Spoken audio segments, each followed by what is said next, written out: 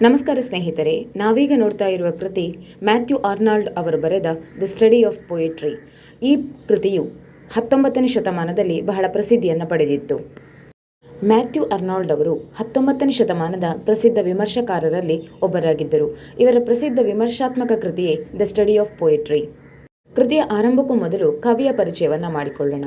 Matthew Arnold ಅವರು 19ನೇ ಶತಮಾನದ ಪ್ರಸಿದ್ಧ ಕವಿಗಳಲ್ಲಿ ಒಬ್ಬರು.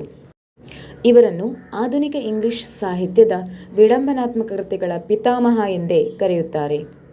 Father of modern English critic ಎಂದು ಕರೆಯುತ್ತಾರೆ. ಇವರು ಸಾಮಾಜಿಕ, ಸಾಂಸ್ಕೃತಿಕ ಹೀಗೆ ಹಲವಾರು ವಿಷಯಗಳ ಕುರಿತು ಬರೆದಿದ್ದಾರೆ. ಇದರ ಜೊತೆಗೆ ಇವರೊಬ್ಬರು ಪ್ರಸಿದ್ಧ ಕವಿಯೂ ಕೂಡ ಹೌದು. ಇವರ ಒಂದು ಪ್ರಸಿದ್ಧ ಕೃತಿಯೇ ಡೋವರ್ ಬೀಚ್. ಅದು ಬಹಳ ಸುಂದರ ಹಾಗೂ ಪ್ರಸಿದ್ಧಿಯನ್ನು ಪಡೆದ ಕವಿತೆಯಾಗಿದೆ. ದ ಸ್ಟಡಿ ಆಫ್ ಪೊಯೆಟ್ರಿ ಅನ್ನೋದು ಮ್ಯಾಥ್ಯೂ ಆರ್ನಾಲ್ಡ್ ಅವರು ಬರೆದ ಒಂದು ವಿಡಂಬನಾತ್ಮಕ ಕೃತಿಯಾಗಿದೆ. ಈ ಪ್ರಬಂಧದಲ್ಲಿ ಆರ್ನಾಲ್ಡ್ ಅವರು ಆರ್ಟ್ ಆಫ್ ಪೊಯೆಟ್ರಿ ಅಂದರೆ ಬರೆಯುವ ಕಲೆಯ ಕುರಿತು ಕ್ರಿಟಿಸೈಸ್ ಮಾಡಿದ್ದಾರೆ, ವಿಡಂಬನಾತ್ಮಕವಾಗಿ ಹೇಳಿದ್ದಾರೆ. ಜೊತೆಗೆ ಮ್ಯಾಥ್ಯೂ ಆರ್ನಾಲ್ಡ್ ಅವರು ಆರ್ಟ್ ಆಫ್ ಕ್ರಿಟಿಸಿಸಮ್ ಅಂದರೆ ವಿಮರ್ಶಾತ್ಮಕ ಕೃತಿಗಳ ಕುರಿತು ತನ್ನ ವಿಮರ್ಶೆಯನ್ನು, ತನ್ನ ಟೀಕೆ ಟಿಪ್ಪಣಿಯನ್ನು ಬರೆದಿದ್ದಾರೆ. ಅದು ಹೇಗೆ ಸಾಗಿದೆ, ಹೇಗೆ ಬರೆದಿದ್ದಾರೆ ನೋಡೋಣ. ಆರ್ನಾಲ್ಡ್ ಹೇಳ್ತಾರೆ, ನಾವು ಕವಿತೆಯ ಗಂಭೀರತೆಯನ್ನು ಅಥವಾ ಅದರ ಆಳ, ಅದರ ಅರ್ಥವನ್ನು ಅರ್ಥ ಮಾಡಿಕೊಳ್ಬೇಕಾಗ್ತದೆ. ಕವಿತೆ ಸಮಾಜದ ಕೈಗನ್ನಡಿಯಂತೆ ವರ್ತಿಸುತ್ತದೆ. ಆರ್ನಾಲ್ಡ್ ಹೇಳ್ತಾರೆ, ವಿಜ್ಞಾನ ಕೂಡ ಕವಿತೆಯಿಂದ ದೂರ ಉಳಿದಿಲ್ಲ. ಅವರ ಪ್ರಕಾರ ಧರ್ಮ ಅಥವಾ ತತ್ವಶಾಸ್ತ್ರ ಕೂಡ ಕವಿತೆಗೆ ಮಾರ್ಗದರ್ಶಕವಾಗಿದೆ.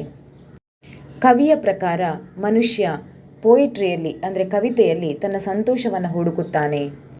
ಆರ್ನಾಲ್ಡ್ ಮುಂದುವರಿಸ್ತಾ ಹೇಳ್ತಾರೆ, ಯಾವುದೇ ವ್ಯಕ್ತಿ ಒಂದು ಕವಿತೆಯನ್ನು ಓದ್ತಾ ಇದ್ದಾನೆ ಅಂತಾದರೆ ಅವನು 3 ರೀತಿಯಲ್ಲಿ ಆ ಕವಿತೆಯನ್ನು ಅನಾಲಿಸಿಸ್ ಮಾಡಬೇಕು ಅಥವಾ ಕ್ರಿಟಿಸೈಸ್ ಮಾಡಬೇಕು, ಅದನ್ನು ಯೋಚನೆ ಮಾಡಬೇಕು. ಓದುಗಾರ ತನ್ನ ಕೈಗೆ ಸಿಕ್ಕಿದಂತಹ ಕೃತಿಯ ಕುರಿತು ಅವನು ಏನು ಯೋಚನೆ ಮಾಡಬೇಕು ಅಂದರೆ, ಈ ಕೃತಿ ಅದನ್ನು ಸರಿಯಾಗಿ ಉತ್ತಮ ರೀತಿಯಲ್ಲಿ ಬರೆದಿದ್ದಾರೆಯೇ ಇಲ್ಲವೇ ಎನ್ನುವುದು. ಹಾಗಿದ್ರೆ ಆ 3 ರೀತಿಯ ಅನಾಲಿಸಿಸ್ ಯಾವುದು? ಅದರಲ್ಲಿ ಮೊದಲನೆಯದು ರಿಯಲ್ ಎಸ್ಟಿಮೇಟ್, ಎರಡನೆಯದು ಹಿಸ್ಟಾರಿಕಲ್ ಎಸ್ಟಿಮೇಟ್, ಹಾಗೆ ಮೂರನೇ ವಿಧಾನ ಬಂದು ಪರ್ಸ್ನಲ್ ಎಸ್ಟಿಮೇಟ್. ಯಾವತ್ತಿಗೂ ರಿಯಲ್ ಎಸ್ಟಿಮೇಟನ್ನು ಹಿಸ್ಟಾರಿಕಲ್ ಎಸ್ಟಿಮೇಟ್ ಮತ್ತು ಪರ್ಸ್ನಲ್ ಎಸ್ಟಿಮೇಟ್ನೊಂದಿಗೆ ಸೇರಿಸಲಾಗಿದೆ.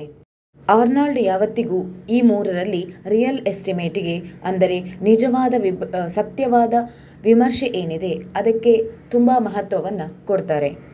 ಅವರೇ ಹೇಳುವ ಪ್ರಕಾರ ರಿಯಲ್ ಎಸ್ಟಿಮೇಟ್ ಅನ್ನೋದು ಸ್ವಾಭಾವಿಕವಾಗಿದೆ. ರಿಯಲ್ ಎಸ್ಟಿಮೇಟನ್ನು ಹಿಸ್ಟಾರಿಕಲ್ ಮತ್ತು ಪರ್ಸ್ನಲ್ ಎಸ್ಟಿಮೇಟ್ನೊಂದಿಗೆ ಸೇರಿಸಲಾಗಿದೆ. ಪರ್ಸ್ನಲ್ ಎಸ್ಟಿಮೇಟ್ ಅಂದರೆ ಯಾವುದೇ ಕೃತಿಯನ್ನು ನಾವು ಓದ್ತಾ ಇರಬೇಕಾದ್ರೆ ನಾವೇ ಮಾಡುವಂತಹ ಅನಾಲಿಸಿಸ್. ಪರ್ಸ್ನಲ್ ಆಗಿ ಒಬ್ಬ ಓದುಗನ ಲೈಕ್ಸ್ ಅಥವಾ ಡಿಸ್ಲೈಕ್ಸ್, ಇಷ್ಟ ಅಥವಾ ಅವನಿಗೆ ಇಷ್ಟದ ಇಲ್ಲದೇ ಇರುವಿಕೆಯ ಅನಿಸಿಕೆಯ ಒಟ್ಟು ಎಸ್ಟಿಮೇಟೇ ಪರ್ಸ್ನಲ್ ಎಸ್ಟಿಮೇಟ್ ಎನಿಸಿಕೊಳ್ಳುತ್ತದೆ. ಹಿಸ್ಟಾರಿಕಲ್ ಎಸ್ಟಿಮೇಟಲ್ಲಿ ನಾವು ಮುಖ್ಯವಾಗಿ ಕವಿತೆ ಬರೆಯಲ್ಪಟ್ಟ ಸಮಯದ ಕುರಿತು ಯೋಚನೆ ಮಾಡ್ತೇವೆ. ಆದರೆ ರಿಯಲ್ ಎಸ್ಟಿಮೇಟ್ನಲ್ಲಿ ಈ ಥರ ಏನೂ ಇರೋದಿಲ್ಲ. ಇದು ತುಂಬ ನೇರವಾಗಿರುತ್ತದೆ ಹಾಗೂ ಸತ್ಯವಾಗಿರುತ್ತದೆ. ಹಾಗಾಗಿ ಆರ್ನಾಲ್ಡ್ ಅವರು ರಿಯಲ್ ಎಸ್ಟಿಮೇಟಿಗೆ ತುಂಬ ಸಪೋರ್ಟ್ ಮಾಡ್ತಾರೆ. ಆರ್ನಾಲ್ಡ್ ಹೇಳ್ತಾರೆ, ಪೊಯೆಟ್ರಿ ಅಂದರೆ ಕವಿತೆ ಮತ್ತು ಕವಿತೆ ಬರೆಯುವಂತಹ ಕವಿ, ಈ ಇಬ್ಬರಿಗೂ ಆ ಬರೆಯುವಂತಹ ಕವಿಗೆ ತನ್ನ ಓದುಗನ ಮನಸ್ಥಿತಿಯ ಅರಿವಿರಬೇಕು ಅನ್ನೋದು. ಅವರು ರೀಡರ್ಸ್ಗೆ ಹೇಳ್ತಾರೆ, ನೀವು ಏನನ್ನೇ ಓದಿ ಆದರೆ ಅದನ್ನು ಅರ್ಥ ಮಾಡಿಕೊಂಡು ಮನಸ್ಸಿಗೆ ತಗೊಂಡು ಓದಿ. ಸುಮ್ಮನೆ ಓದಿದ್ದನ್ನು ಬ್ಲೈಂಡ್ ಆಗಿ ಒಪ್ಪಿಕೊಳ್ಬೇಡಿ, ಅದನ್ನು ಥಿಂಕ್ ಮಾಡಿ ಅರ್ಥ ಮಾಡಿಕೊಳ್ಳಿ, ಅದರ ಅನಾಲಿಸಿಸನ್ನು ನೀವೇ ಮಾಡಿಕೊಂಡು ಮುಂದುವರಿಯಿರಿ. ಆರ್ನಾಲ್ಡ್ ಪೊಯೆಟ್ಗಳ ಬಗ್ಗೆ ಮಾತಾಡ್ತಾ ಹೇಳ್ತಾರೆ, ಕ್ಲಾಸಿಕಲ್ ಪೊಯೆಟ್ಗಳು ಬರೆದಂತಹ ಪೊಯೆಟ್ರಿ ತುಂಬ ಮನಸ್ಸಿಗೆ ಹತ್ತಿರವಾಗಿರುತ್ತದೆ. ಅದು ನಮ್ಮನ್ನು ಒಂದು ಹೊಸ ಲೋಕಕ್ಕೆ ಕರ್ಕೊಂಡು ಹೋಗ್ತದೆ, ಅದರಿಂದ ನಿಜವಾದ ಸಂತೋಷ ಸಿಗುತ್ತದೆ. ಈ 3 ಎಸ್ಟಿಮೇಟ್ಗಳಲ್ಲಿ ಹಿಸ್ಟಾರಿಕಲ್ ಎಸ್ಟಿಮೇಟ್ ಅನ್ನೋದು ಪುರಾಣಕ್ಕೆ ಸಂಬಂಧಪಟ್ಟ ಕವಿಗಳ ಕೃತಿಯನ್ನು ಓದುವಲ್ಲಿ ಅಫೆಕ್ಟ್ ಮಾಡ್ತದೆ, ಅಲ್ಲಿ ಪರಿಣಾಮವನ್ನು ಬೀರ್ತದೆ. ಮೂರನೇ ಎಸ್ಟಿಮೇಟ್ ಆದಂತಹ ಪರ್ಸ್ನಲ್ ಎಸ್ಟಿಮೇಟ್ ಏನಿದೆ ಅದು ಆಧುನಿಕ ಅಂದರೆ ಮಾಡರ್ನ್ ಕವಿಗಳ ಕೃತಿಯನ್ನು ಓದಬೇಕಾದ್ರೆ ಪರಿಣಾಮವನ್ನು ಬೀರ್ತದೆ. ಅದಕ್ಕಾಗಿಯೇ ಆರ್ನಾಲ್ಡ್ ಅವರಲ್ಲಿ ಟಚ್ ಸ್ಟೋನ್ ಮೆಥಡ್ ಅನ್ನೋ ಹೊಸ ವಿಧಾನವನ್ನು ಕಂಡುಹುಡುಕಿದ್ರು. ಹಾಗಿದ್ರೆ ಟಚ್ ಸ್ಟೋನ್ ಮೆಥಡ್ ಅಂದ್ರೆ ಏನು? ಒಂದು ಕವಿತೆಯನ್ನು ಇನ್ನೊಂದು ಕವಿತೆಯೊಂದಿಗೆ ಅಥವಾ ಇನ್ನು ಅನೇಕ ಕವಿತೆಯೊಂದಿಗೆ ವೈಜ್ಞಾನಿಕವಾಗಿ ಕಂಪೇರ್ ಮಾಡುವ ವಿಧಾನವೇ ಟಚ್ ಸ್ಟೋನ್ ಮೆಥಡ್. ಇದು ಬಹಳ ಪ್ರಸಿದ್ಧಿಯನ್ನು ಪಡೆದಂತಹ ವಿಧಾನವಾಗಿದೆ.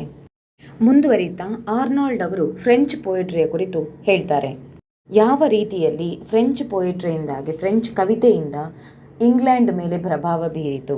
ಮುಂದುವರೆದು ಕವಿ ನದರ್ನ್ ಫ್ರಾನ್ಸ್ ಮತ್ತು ಸದರ್ನ್ ಫ್ರಾನ್ಸಿನ ಕುರಿತು ಅಲ್ಲಿ ಇರುವಂತಹ ಕವಿತೆಗಳ ಕುರಿತು ಡಿಫ್ರೆನ್ಸಿಯೇಷನ್ ಮಾಡ್ತಾರೆ.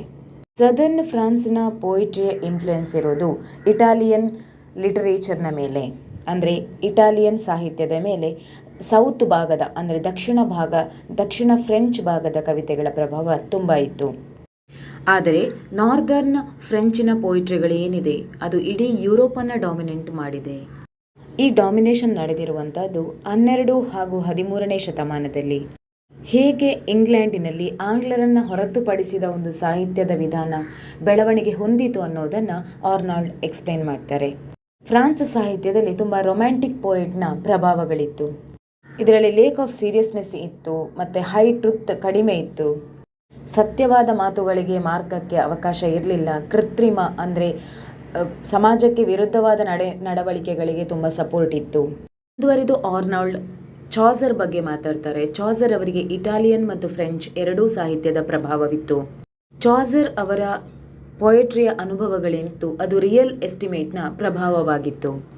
ಮುಂದುವರಿತಾ ಆರ್ನಾಲ್ಡ್ ಅವರು ಮಿಲ್ಟನ್, ಡ್ರೈಡನ್ ಹಾಗೂ ಶೆಲ್ಲೆ ಅವರದೆಲ್ಲ ಕೃತಿಗಳ ಕುರಿತು ಎಕ್ಸ್ಪ್ಲೇನ್ ಮಾಡ್ತಾರೆ. ಶೇಕ್ಸ್ಪಿಯರ್ ಹಾಗೂ ವರ್ಡ್ಸ್ವರ್ತ್ ಅವರ ಕೃತಿಗಳನ್ನು ವಿವರಿಸ್ತಾರೆ. ಅವರ ಕೃತಿಗಳನ್ನು ವಿವರಿಸ್ತಾರೆ, ಅನಾಲಿಸಿಸ್ ಮಾಡ್ತಾರೆ, ಆದರೆ ಯಾವುದೇ ಜಜ್ಮೆಂಟನ್ನು ಕೊಡುವುದಿಲ್ಲ. ಹಾಗಿದ್ದರೆ ದ ಸ್ಟಡಿ ಆಫ್ ಪೋಯಟ್ರಿಯಲ್ಲಿ ಕನ್ಕ್ಲೂಷನ್ ಏನು, ಮುಕ್ತಾಯದ ಹಂತ ಹೇಗಿದೆ? ಇಲ್ಲಿ ಕಟ್ಟುನಿಟ್ಟಾಗಿ ಓದುಗರಿಗೆ ಮ್ಯಾಥ್ಯೂ ಆರ್ನಾಲ್ಡ್ ಒಂದು ಸಲಹೆಯನ್ನು ಕೊಡ್ತಾರೆ. ಏನಂದರೆ ಬ್ಲೈಂಡ್ ಆಗಿ ಯಾವುದೇ ಕೃತಿಯನ್ನು, ಕವಿತೆಯನ್ನು, ವರ್ಕನ್ನು ಓದಲಿಕ್ಕೆ ಹೋಗಬೇಡಿ. ಆ ಕೃತಿಯಲ್ಲಿನ ಒಳ್ಳೆಯ ಅಂಶಗಳನ್ನು ಮಾತ್ರ ನೋಡ್ಲಿಕ್ಕೆ ಹೋಗಬೇಡಿ, ಅದರಲ್ಲಿರುವ ಕೆಟ್ಟ ಅಂಶಗಳನ್ನು ಗಮನಿಸಿ.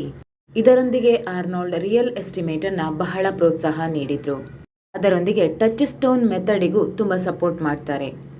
ಇಲ್ಲಿಗೆ ಮ್ಯಾಥ್ಯೂ ಆರ್ನಾಲ್ಡ್ ಅವರು ಬರೆದ ದ ಸ್ಟಡಿ ಆಫ್ ಪೋಯಿಟ್ರಿ ಕೃತಿಯ ಪ್ರಬಂಧದ ಕನ್ನಡ ವಿವರಣೆ ಮುಗಿಸ್ತೇನೆ. ಈ ವಿವರಣೆ ನಿಮಗೆ ಇಷ್ಟ ಆಗಿದೆ ಅಂದ್ಕೊಳ್ತೇನೆ. ಇಷ್ಟ ಆದರೆ ಲೈಕ್ ಮಾಡಿ, ಕಮೆಂಟ್ ಬಾಕ್ಸಲ್ಲಿ ಕಮೆಂಟ್ ಮಾಡಿ ತಿಳಿಸಿ. ಇದು ಯೂಸ್ಫುಲ್ ಅನಿಸಿರ್ಬೋದು ಅಂತ ನನ್ನ ಭಾವನೆ.